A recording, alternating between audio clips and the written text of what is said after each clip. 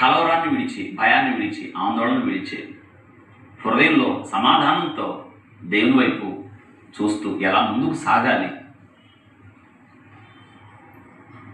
7 విషయాలు. అందులో మొట్టమొదట నీకు అర్థం కాని నీ పరిస్థితి దేవునికి ముందుగానే తెలుసు.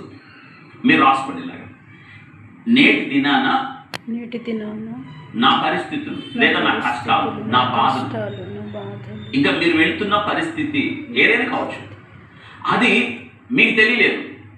ఎందుకు జరిగిందో తెలియలేదు, ఎందుకు సంభవించిందో తెలియలేదు, కానీ దేవునికి ముందుగానే తెలుసు, అన్నీ తెలుసు.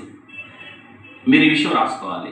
నాకు తెలియకపోయినా, నాకు అర్థం కాకపోయినా, నాకు గ్రహింపు లేకపోయినా, నా సంగతి, నా పరిస్థితి ముందుగానే దేవునికి తెలుసు. సముద్రం మీద ప్రయాణంలో ఉన్న శిష్యులు తుఫాన్ వస్తుందని దేవునికి ముందుగా తెలియలేదా? తెలుసు.